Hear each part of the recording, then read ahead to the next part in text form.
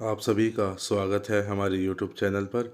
अगर आप हमारे चैनल पर नए हैं तो प्लीज़ हमारे चैनल को सब्सक्राइब कीजिए और बेल आइकन को दबाइए। खिड़की से आकर हवा के झोंके ने छुआ। प्रिया की आँख खुल गई, पर उसका उठने का मन नहीं था। मायके में आए हुए उसे 2-3 दिन ही हुए थे, पर अभी तक यह बताने की हिम्मत नहीं हो पा रही थी कि वह हमेशा के लिए मायके आई है। सोच रही थी कि सब बात बताने के बाद क्या मेरी इतनी इज्जत और खुशामद होगी, क्योंकि दादी कहती थी कि जो औरत अपने पति का घर छोड़कर आ जाती है उसकी मायके में कोई कदर नहीं होती। मन ना होते हुए भी वह बाहर उठकर आई तो माँ बोली, उठ गई मेरी लाडो। तो भाभी बोली, दीदी नाश्ता तैयार है, आ जाइए, सब आपकी पसंद का नाश्ता बनाया है।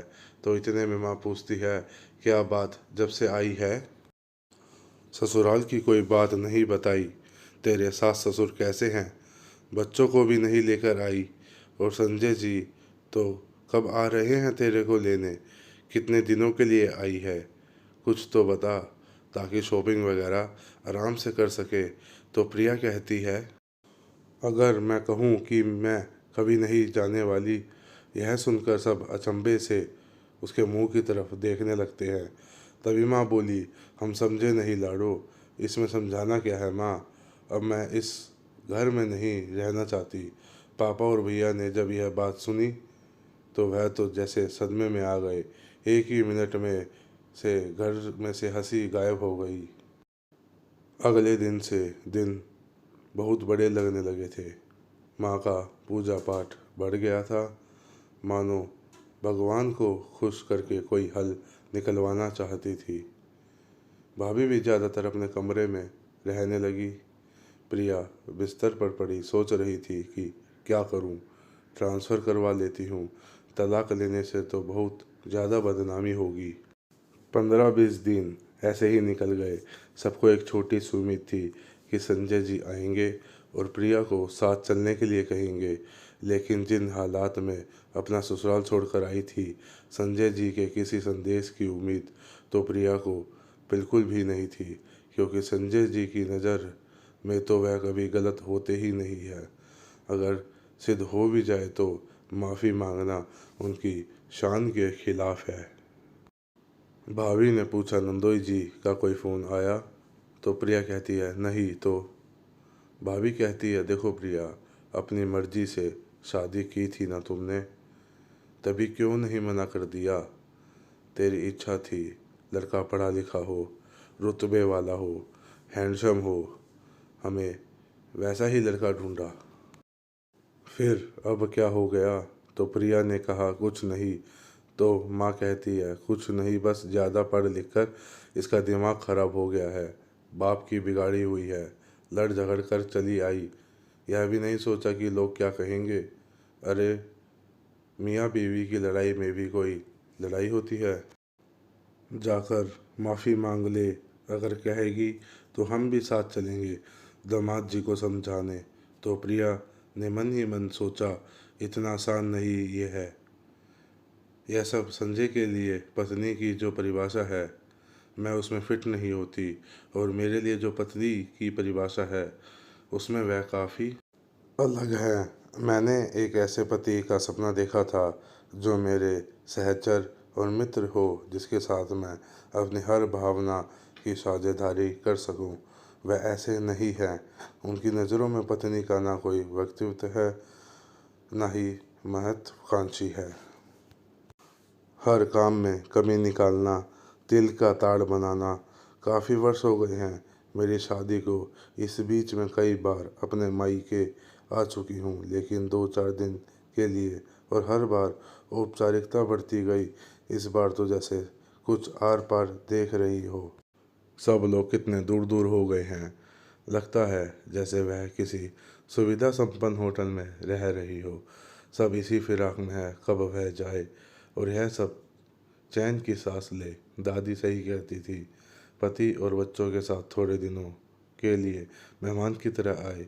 साधु सदारत की तभी इज्जत होती है। तभी भाभी पूछती है कि ऐसा कब तक चलेगा। प्रिया भाभी से ज़्यादा उसकी बचपन की सहेली थी। प्रिया कहती है, बस कुछ दिन और भाभी, मैंने अपनी नौकरी से तबादले के लिए अर्जी दे दी है। तो भाभी कहती है, क्या, क्यों? अरे इतना आसान नहीं होता अकेले रहना। नया शहर, नए लोग, बिना पति के पत्नी, भीड़ में भी अकेले हो जाती है। समझी, बच्चे परेशान होंगे सो अलग, भागी भागी फिर होगी हर बात के लिए। तो प्रिया कहती है, लेकिन भाभी, जब हमारे मन ही नहीं मिलते तो साथ रहने का क्या फ़ायदा। तो भाभी कहती है, मन क्या होता है, दोनों नौकरी करते हो, 24 घंटे में कुल 8 घंटे ही साथ रहते होगे। इतने समय में भी क्या तू अपने पति को खुश नहीं कर सकती? तो प्रिया कहती है, क्या करूँ, नौकरी करती हूँ, घर को व्यवस्थित रखती हूँ, सास ससुर बच्चों का ध्यान रखती हूँ। तो भाभी पूछती है, तो फिर झगड़ा किस बात का है? प्रिया कहती है, पता नहीं, कहते तो कुछ है नहीं, बस चढ़े चढ़े रहते हैं। तुम मन आती तो होगी ना? तो प्रिया कहती है, भाभी, अब मुझे पहले वाली बातें पसंद नहीं आती। यह अभी भी मुझे प्रियतमा के रूप में देखना चाहते हैं। तो भाभी चाहती है, प्रिया, लगता है बच्चों की माँ, कुशल गृहिणी, करियर वुमन के बीच एक पत्नी खो गई है। नंदोई जी उसे ही ढूंढ रहे हैं, तो इसमें गलत ही क्या है? कभी कभी बच्चों को सास ससुर के पास छोड़कर डिनर करने, फिल्म देखने एक दो बार तो जा सकती हो।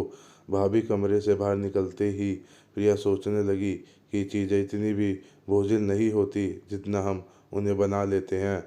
और भाभी के कहे अनुसार उसने कदम बढ़ाने का मन बना लिया था कि वह ज़िंदगी में एक कोशिश और ज़रूर करेगी।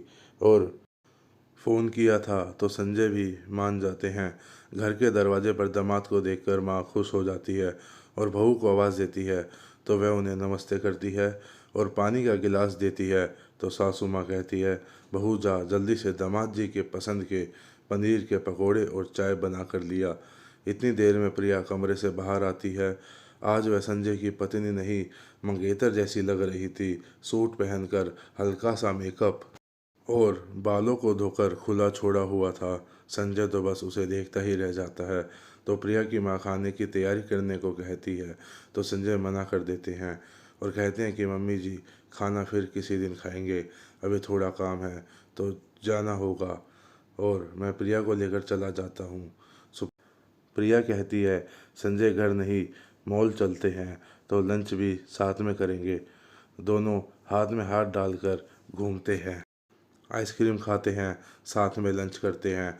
तो प्रिया महसूस करती है कि वह भी काम करते करते, जिम्मेदारियों निभाते निभाते मशीन बनती जा रही थी। तो वह संजय से कहती है, संजय जी, हम महीने में एक बार तो अपने लिए भी समय निकालेंगे। तो संजय प्रिया को गले लगा लेते हैं। प्रिया मन ही मन सोच रही होती है कि अगर भाभी मुझे नहीं समझाती तो शायद मैं किसी और शहर में अकेली रह रही होती, अपने परिवार से दूर। आप सभी का धन्यवाद हमारी वीडियो को देखने के लिए।